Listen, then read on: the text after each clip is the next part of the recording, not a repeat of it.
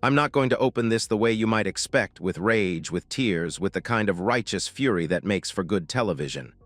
I'm going to open it the way it actually started, with a confession, not of guilt, not of wrongdoing, a confession of something far more common and far more dangerous.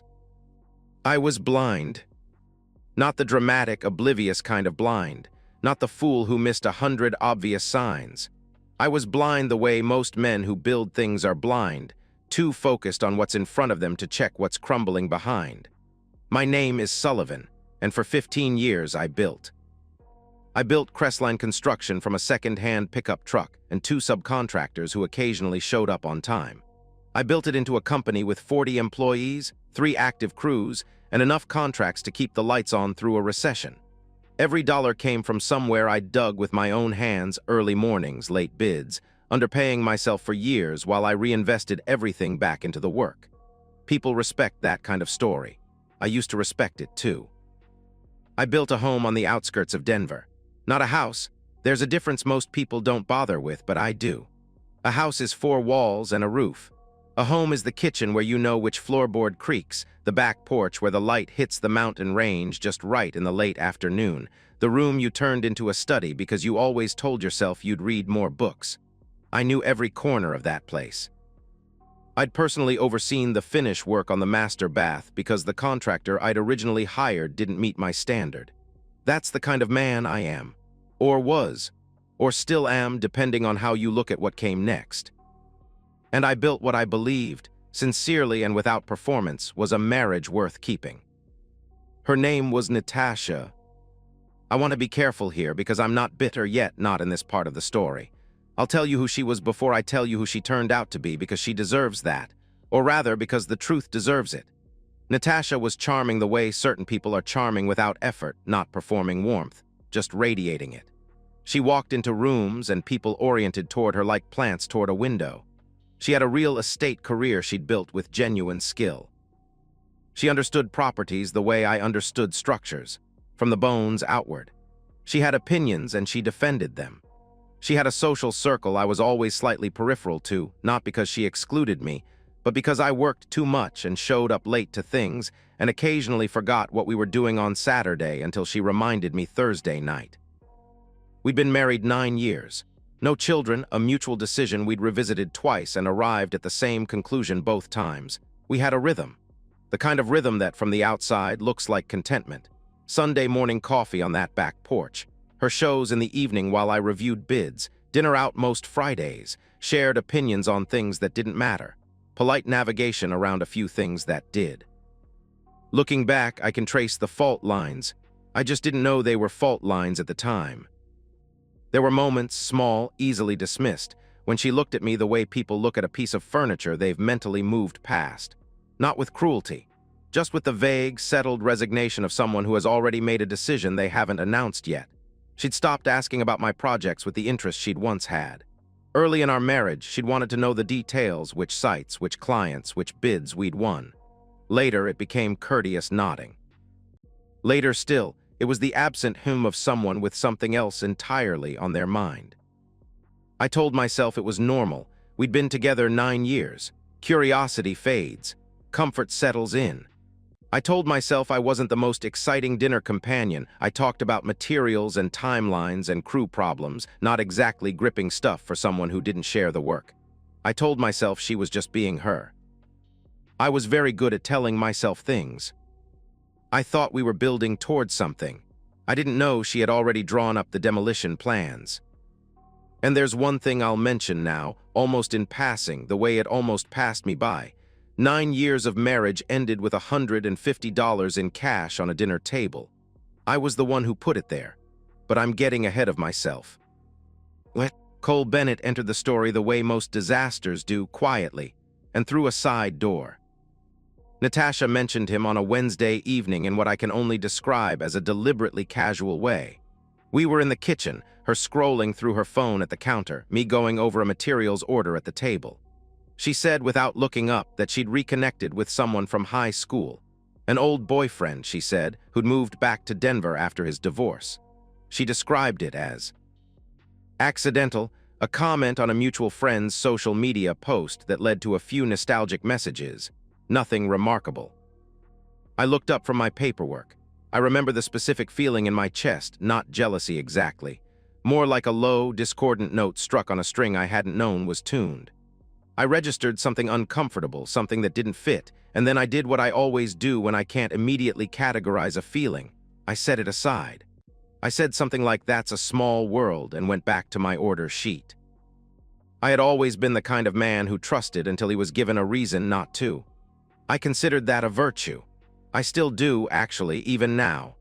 The problem is that reasonable people can give trust, but unreasonable people can exploit it, and the trust itself becomes the weapon. The reasons arrived slowly, and they arrived with the particular cruelty of things that are easy to explain away. Her phone, once left on countertops and couch cushions and charging cables across 3 different rooms, became a permanent extension of her hand. I didn't notice it immediately. When I did, I noticed it the way you notice something you can't quite name, something that's simply different about a room without being able to say which wall changed. She'd angle the screen away when I walked past, tilting it slightly, naturally, like adjusting for glare. If I hadn't been watching, I never would have clocked it. She started staying later at property showings that had previously wrapped up by 5. Real estate has irregular hours. I'd never questioned her schedule before, never had reason to. But there's a difference between irregular and consistent irregular, and her late evenings were becoming a pattern I could have plotted on a graph. Here's the thing that actually got to me, the detail I still find hardest to explain to people who haven't lived it. She became warmer. More affectionate in public, more attentive at dinner, more physically present when we were around other people. She touched my arm at a friend's birthday gathering. She laughed at something I said and left her hand on my shoulder. I initially took this as a good sign, as evidence that whatever ambient restlessness I'd been sensing was lifting, that maybe she was recommitting to something. I would later understand it for what it was: performance, maintenance, the practiced warmth of someone buying time. There was a specific evening that first cracked my composure, though I couldn't have named it that way at the time. We had a dinner reservation we'd made weeks in advance, a place downtown she'd wanted to try. We sat across from each other at a table that had probably cost someone considerable money to design, and she was somewhere else entirely. Her phone was under the table. I could tell by the angle of her shoulders, the slight downward cast of her eyes between sips of wine. She laughed at something, a sharp, involuntary laugh, and quickly angled the screen toward her lap. "Who's that?" I asked. "Client," she said, steady, unbothered, not a flicker.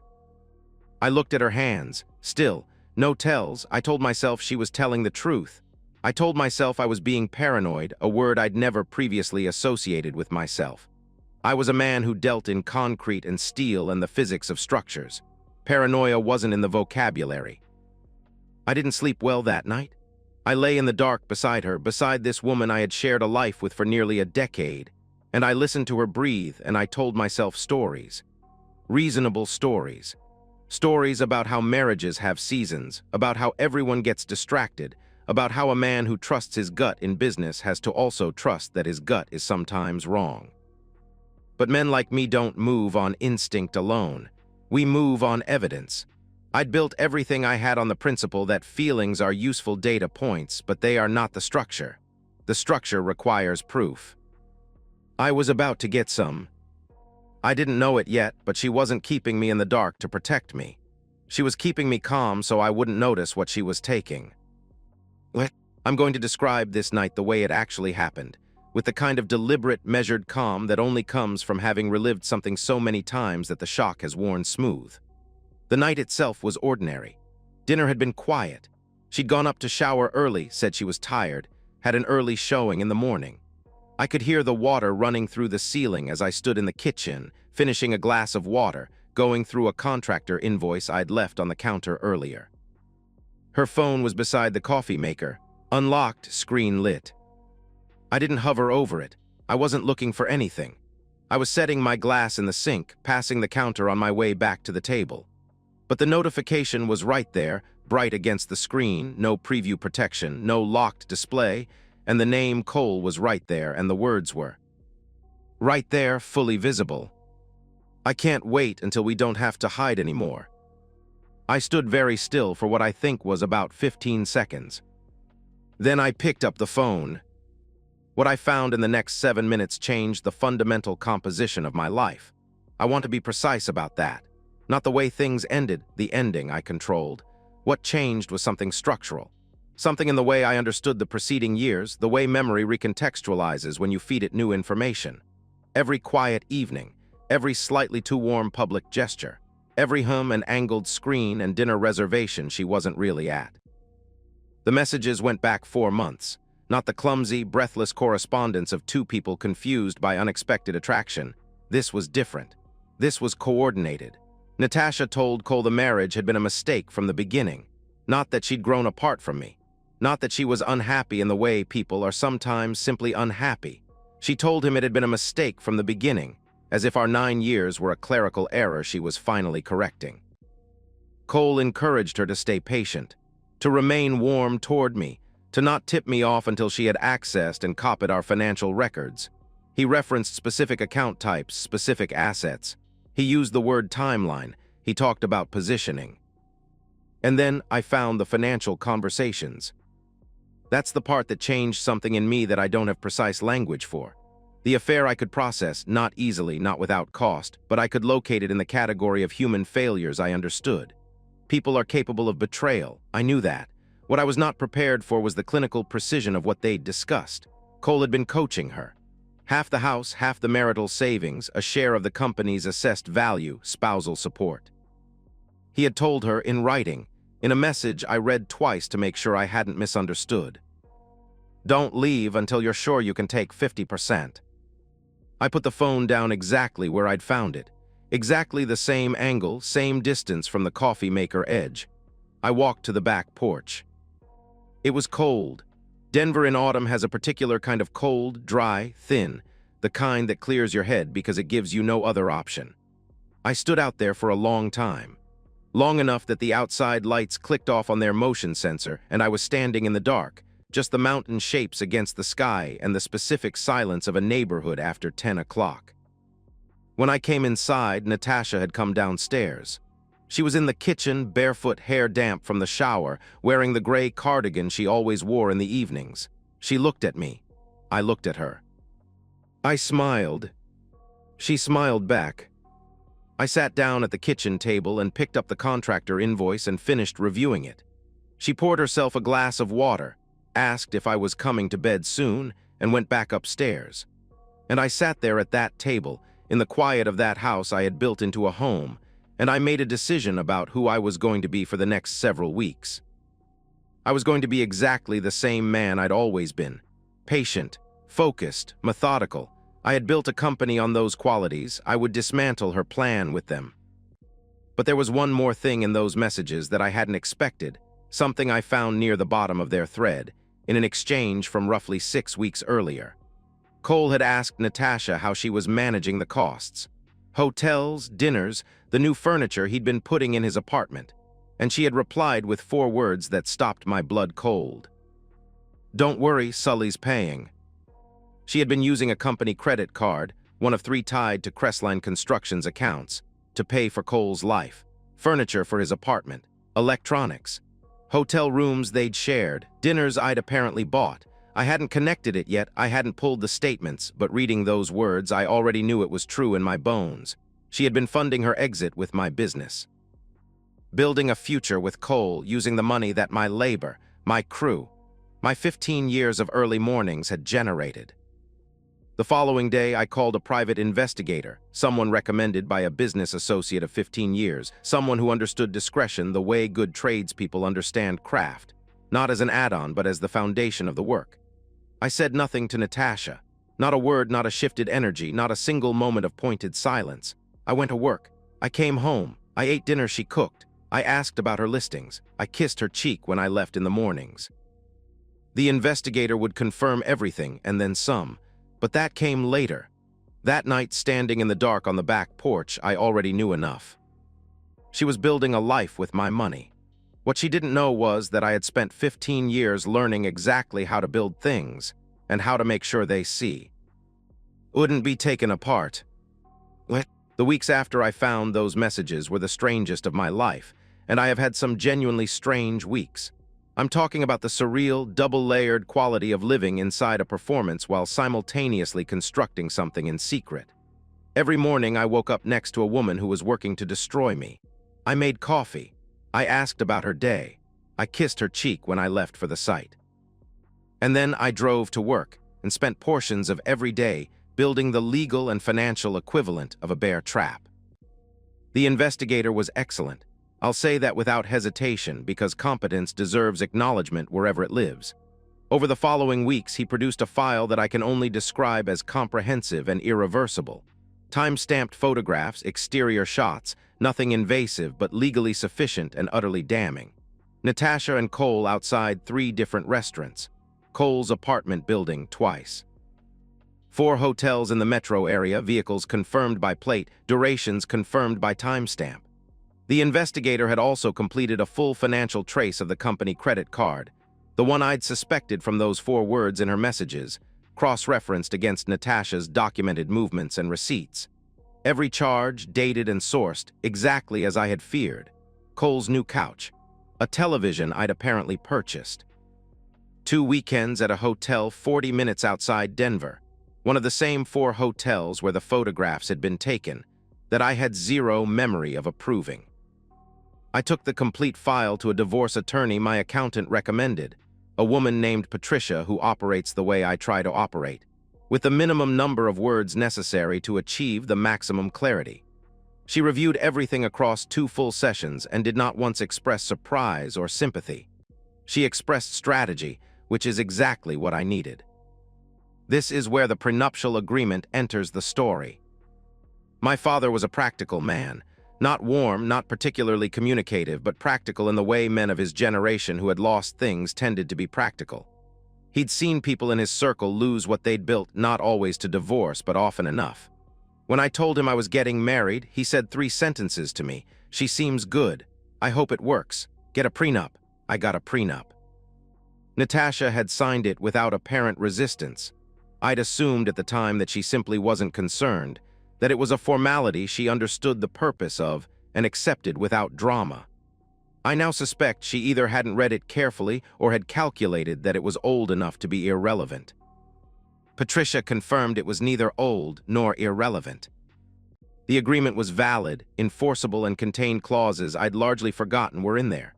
Specific provisions addressing marital misconduct, financial fraud, and the unauthorized use of separate business assets.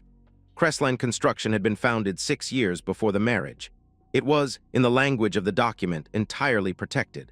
There was also a misconduct clause that would affect spousal support, a clause that, in light of the investigator's file, was now beautifully, precisely activated.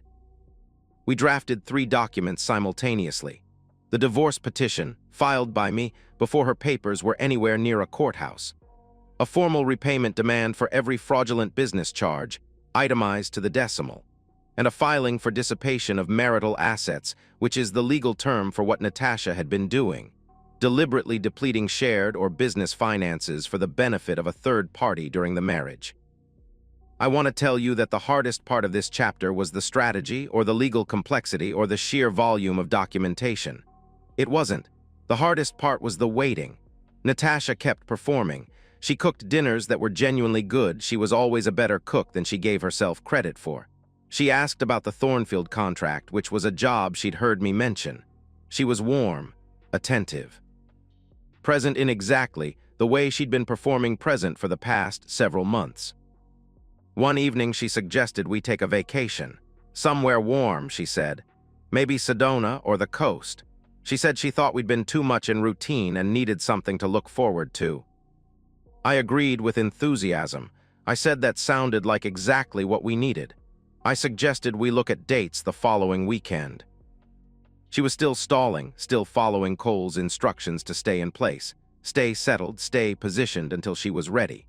Her attorney had already prepared her papers. I would later learn they were complete and sitting in a folder ready to be served.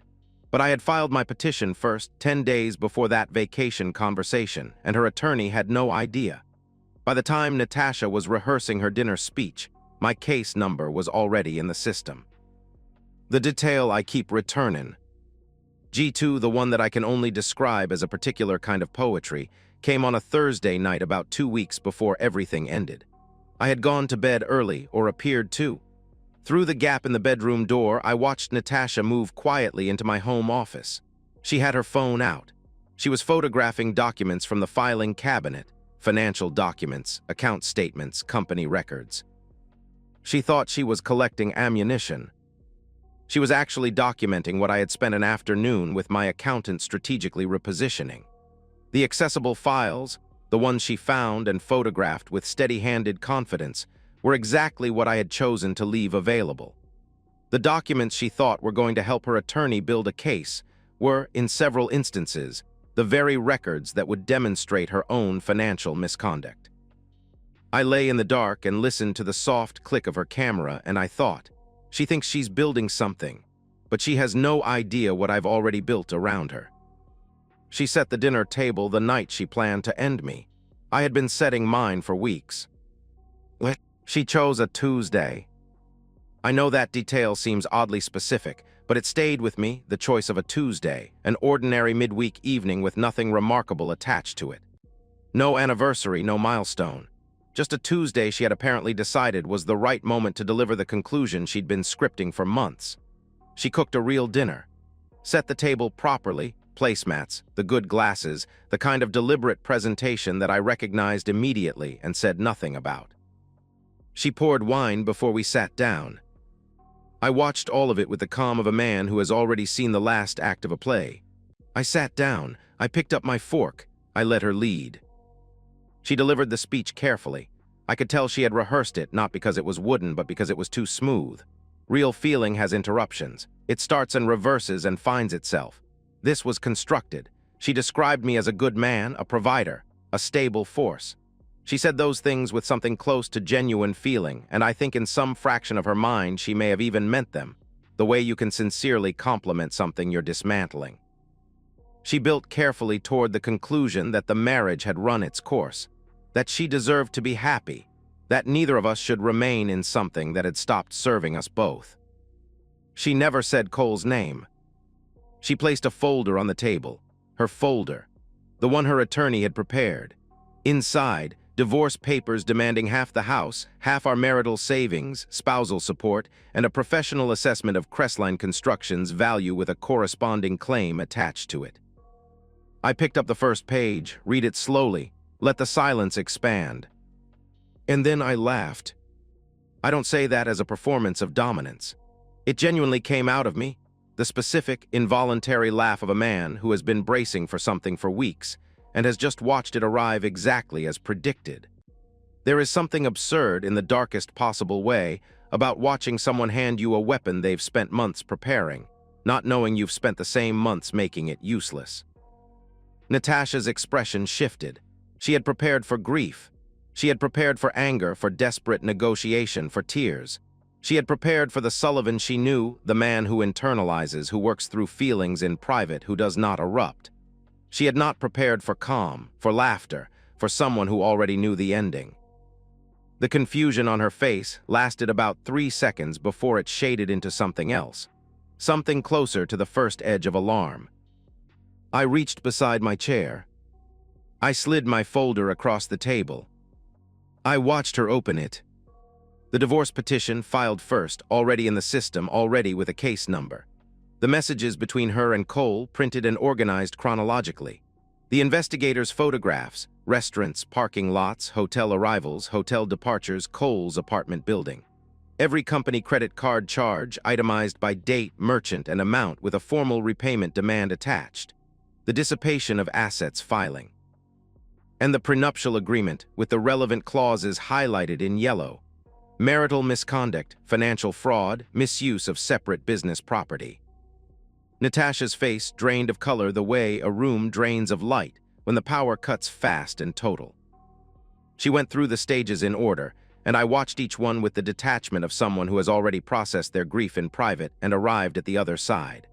First came denial. This isn't what it looks like. You don't have context for those messages. Then deflection. Cole pursued me. I got confused. It was a mistake. Then she moved toward me physically. She came around the corner of the table and put her hand on my arm, and her voice went soft. and unsteady, and she said that she still loved me, that Cole had manipulated her, that she could explain everything if I would just let her. I let her finish. I looked at her hand on my arm. "Natasha," I said, "this was never a love story that went wrong." I said it quietly, the way I say most important things. This was a financial operation, and the operation failed. She started crying, real tears, I think, or as real as anything she'd shown me in the past several months. She said my name twice.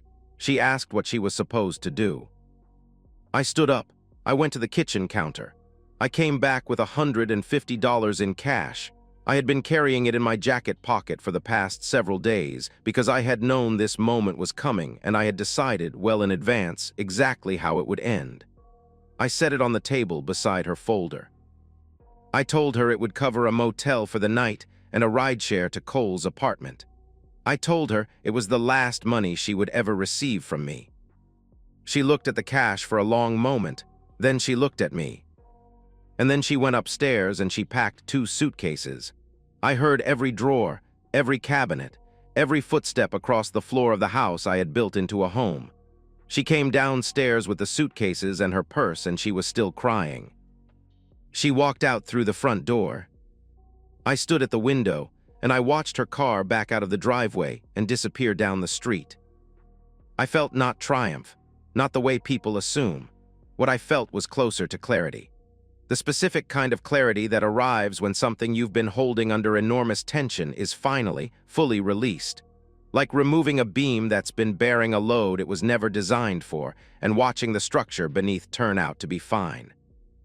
The house was quiet for the first time in months. I took the bottle of wine she'd opened and I poured it down the kitchen sink. I rinsed the glass. I turned off the lights in the dining room. And I went to bed. In the morning, I had a company to run. The divorce concluded several months after that Tuesday evening. It did not take long in the end. These things move slowly when people fight, and Natasha's attorney, once presented with the full weight of everything Patricia had assembled, the prenuptial agreement, the misconduct clauses, the financial fraud documentation, the investigator's photographs, advised his client to settle. She settled. The construction company was protected in full by the prenuptial agreement. Crestline Construction was never on the table. The fraudulent credit card charges were repaid through Natasha's portion of the marital savings account, a savings account that, after the dissipation of assets finding was applied, was considerably smaller than she'd anticipated it being. Legal fees ate further into her share. After offsets, repayments, and the applicable misconduct penalties structured into the prenup, her settlement was, in Patricia's precise, understated phrasing, negligible. She waived spousal support. She signed the final papers without contest. Cole did not wait for her.